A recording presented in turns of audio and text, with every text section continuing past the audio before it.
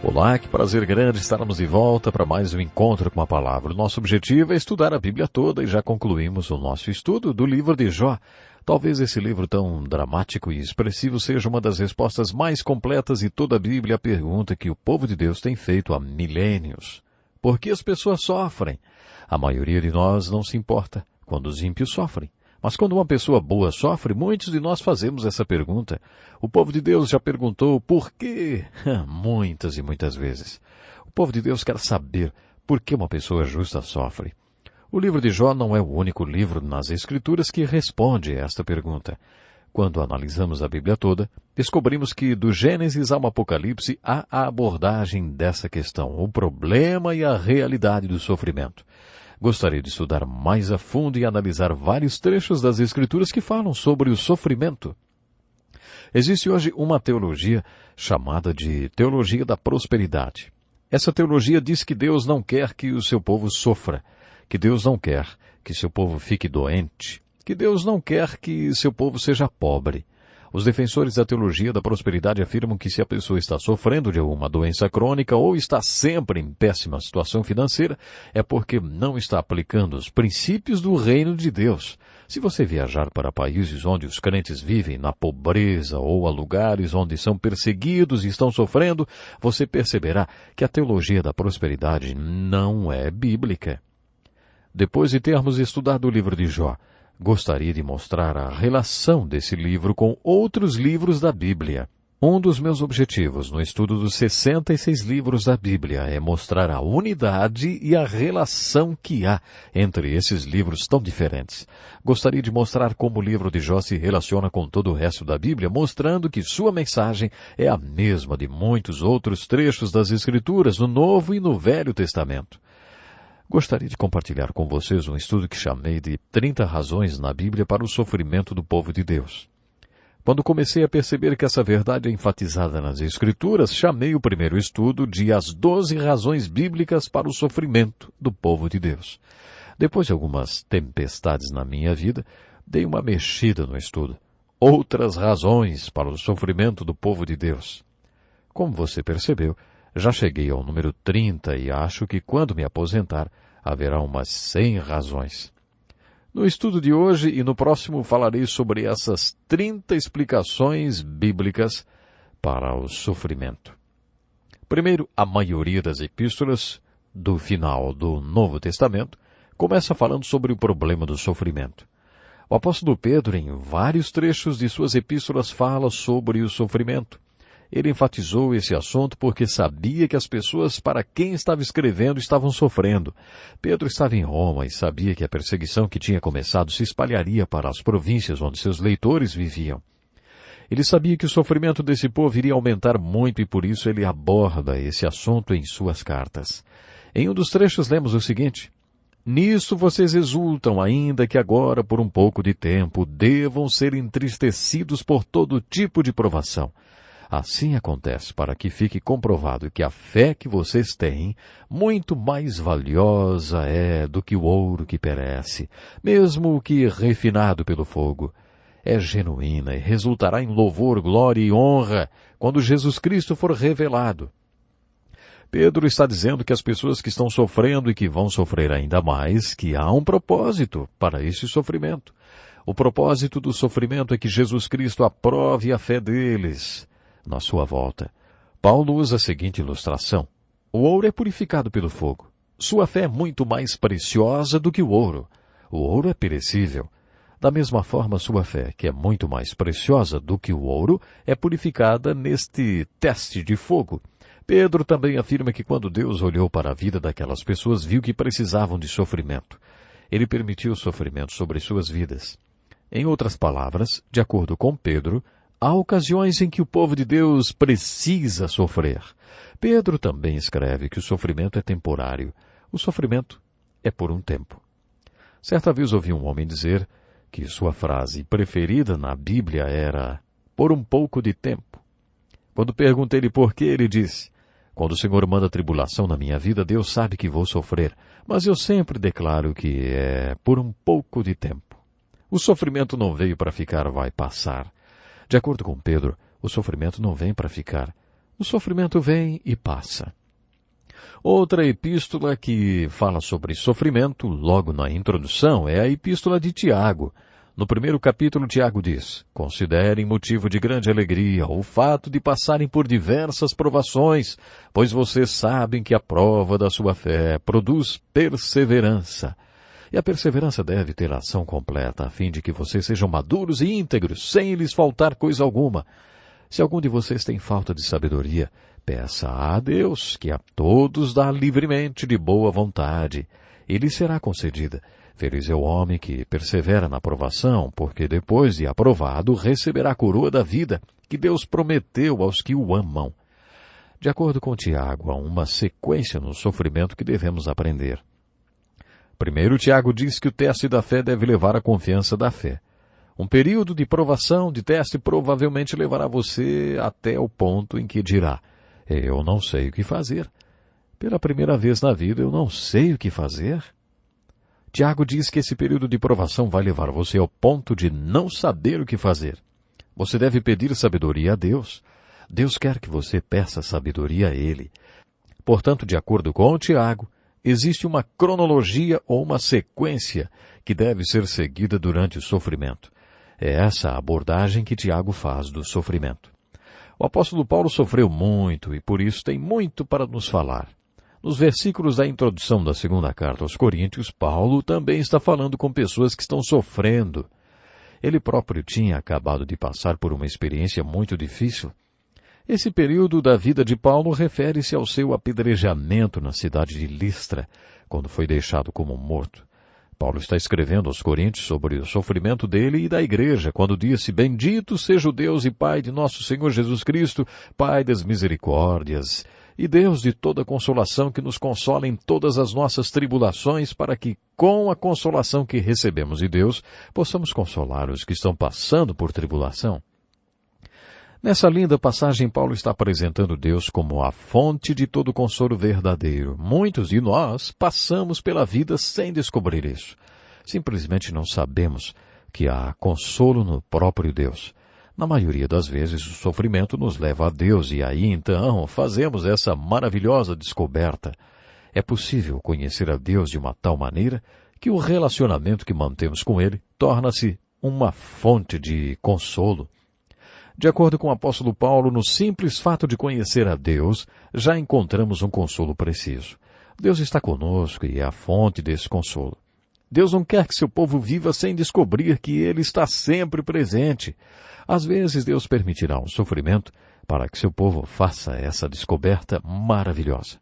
Deus é a fonte de todo consolo. É possível que sejamos levados por Deus a sofrer de uma maneira que apenas Ele possa nos consolar. Às vezes ninguém sabe que você está sofrendo, só Deus. Outras vezes nosso sofrimento é tão pessoal e particular que nos colocamos em uma posição de autoconfinamento, isolados, fechados para o mundo. Quando isso acontecer com você, descubra que Deus está presente e pode consolá-lo. Nesse texto, há uma outra explicação para o sofrimento.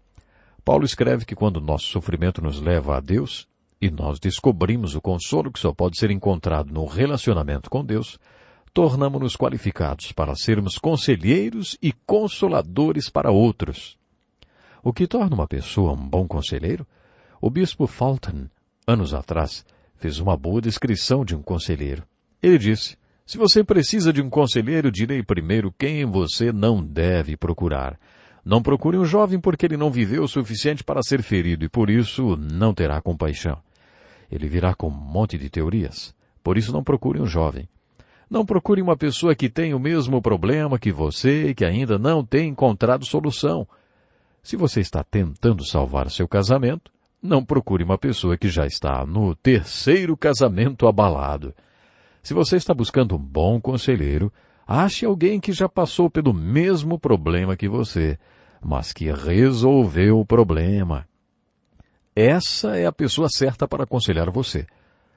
O apóstolo Paulo afirma que quando Deus permite o sofrimento que o leve a Deus, o sofrimento que o forçou a procurar consolo que só pode ser encontrado nele, é possível que você encontre alguém sofrendo as mesmas coisas pelas quais você passou, e aí você poderá levar essa pessoa à fonte do consolo.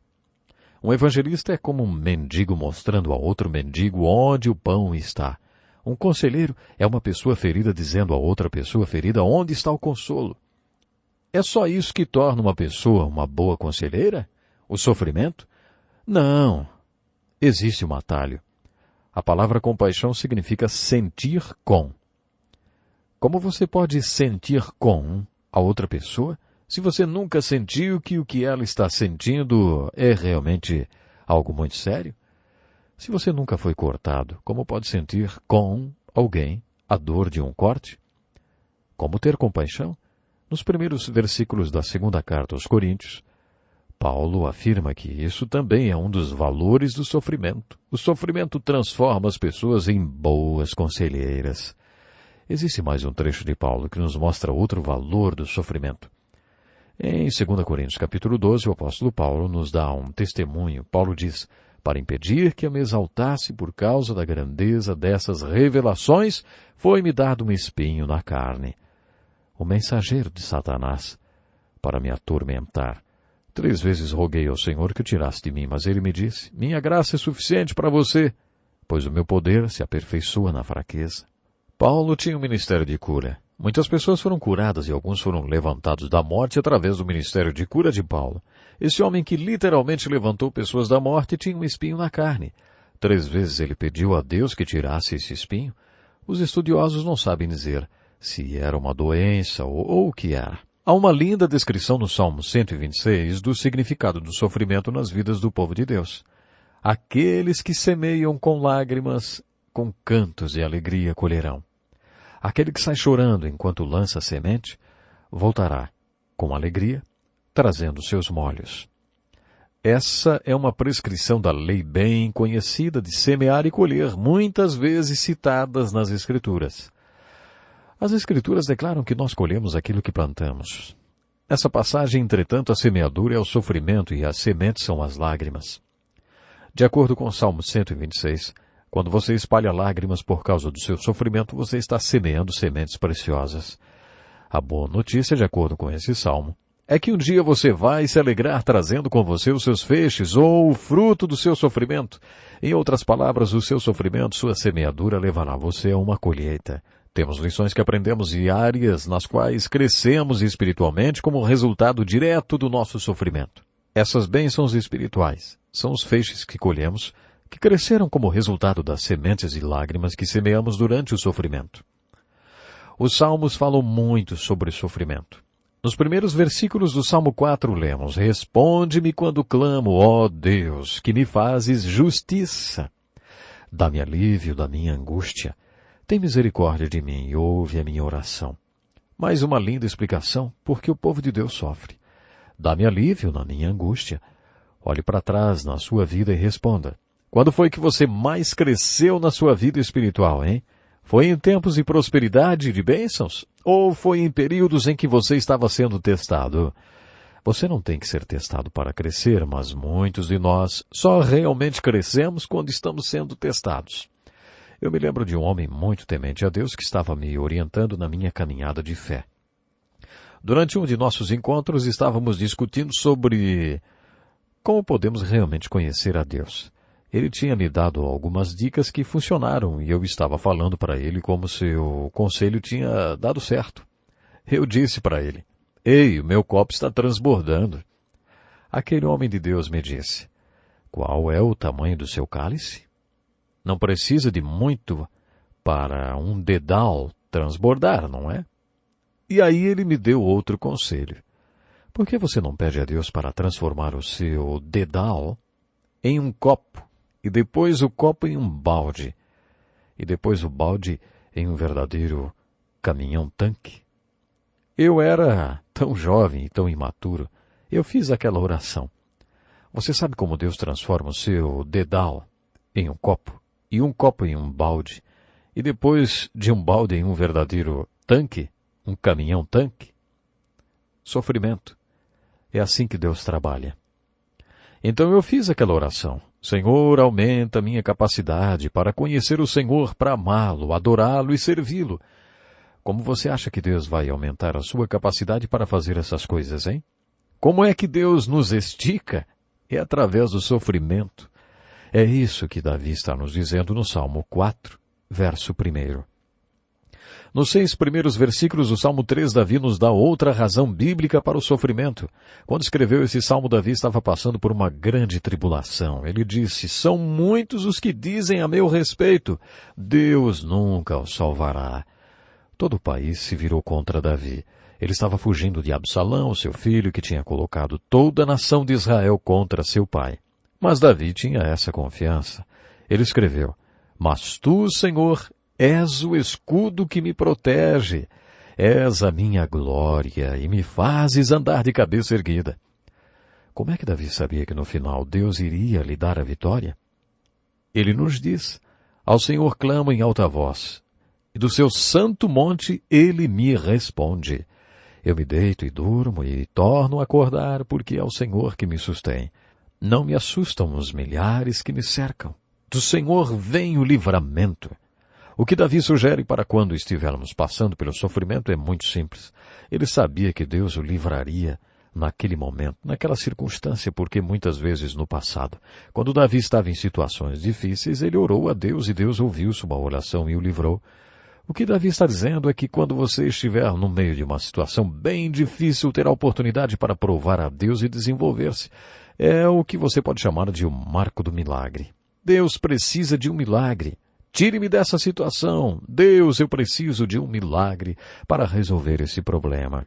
Cada vez que você clama a Deus, Ele vem até você. Você não entra em pânico quando passa por dificuldades, porque sabe que Deus já ajudou você antes e provavelmente Ele vai fazer isso outra vez. Você tem os marcos de milagres que encorajam e fortalecem a sua fé. Como seria se você não tivesse dificuldade alguma, se não tivesse nenhum marco de milagre? Você não precisaria de Deus. Lembro-me de uma moça que uma vez me procurou como seu pastor. Ela tinha acabado de se converter e disse: olha, eu me pergunto se realmente me converti. Eu perguntei a ela: o que está acontecendo? Ela respondeu: quando me converti, quando nasci de novo, pensei que o céu se tornaria mais azul. O verde seria mais verde, os pássaros cantariam mais. Mas você não imagina, pastor, os problemas que eu estou enfrentando hoje. Eu me pergunto se realmente sou crente. Por que será que existem tantos problemas aparecendo agora? Em Hebreus capítulo 12, há uma linda passagem que nos diz que circunstâncias difíceis não indicam necessariamente que você não é convertido. Pode ser que seja exatamente o contrário. As dificuldades podem significar que Deus está confirmando e afirmando que você é filho, especialmente se essa dificuldade é criada por você mesmo. Uma das explicações para o sofrimento, entre tantas, é que você está colhendo o que plantou. Nós, como crentes, colhemos o que semeamos, o que plantamos. No jardim da nossa vida, pode ser que plantemos a semente errada e aí colheremos os frutos errados. Como filhos de Deus, quando desobedecemos, Ele nos disciplina. Você já viveu a experiência como pai de estar passando e ouvir as crianças usando uma palavra ou vocabulário impróprio? Aí você diz para a sua esposa: se essas crianças fossem meus filhos, eu iria tomar uma atitude. E sua esposa responde: esses aí são os seus filhos. Então você vai e faz alguma coisa a respeito. Se não fossem seus filhos, você não se sentiria responsável. Mas, se são seus filhos, aí você vai e toma uma atitude. Hebreus capítulo 12, versículos de 5 a 13, nos conta que Deus se sente do mesmo jeito em relação a você. Se você sai da linha, então Deus, porque o ama, disciplina você. Lemos o seguinte: suportem as dificuldades recebendo-as como disciplinas. Deus os trata como filhos. Ora, qual filho que não é disciplinado pelo pai?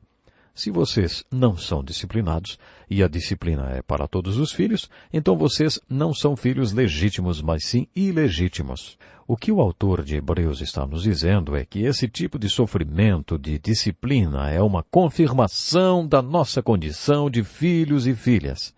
Esse trecho também diz que essa disciplina vai produzir em nós um crescimento na graça e no caráter. A disciplina permitirá que participemos da santidade de Deus.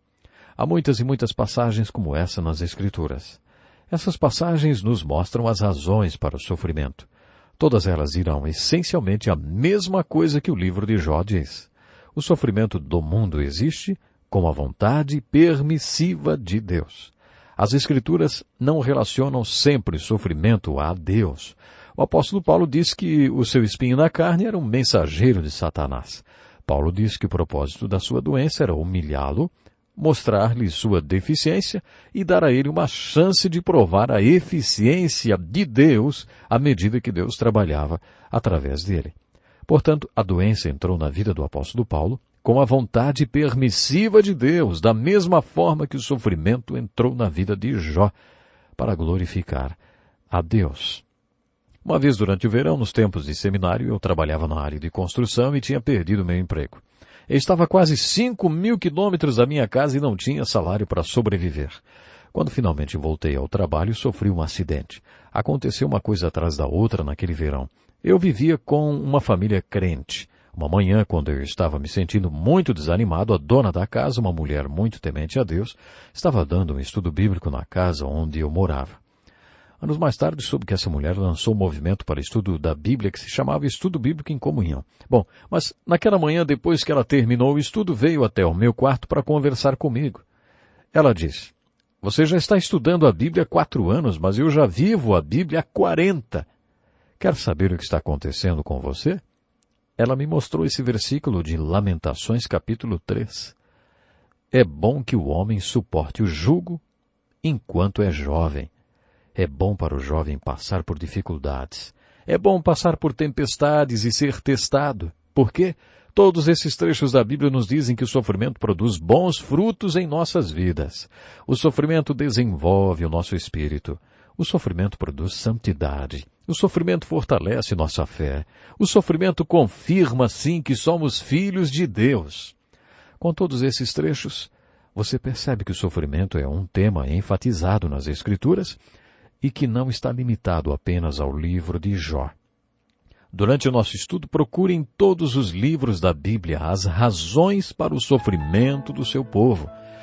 Programe-se para estar conosco no nosso próximo encontro com a palavra, quando vamos continuar a estudar as razões bíblicas para o sofrimento do povo de Deus. E eu lhe digo, Deus tem muito a nos ensinar sobre o sofrimento, e esta será mais uma oportunidade. Se você está passando por um momento difícil, confie em Deus. Aproveite esse momento e cresça cada vez mais. Deus lhe abençoe e até o próximo programa.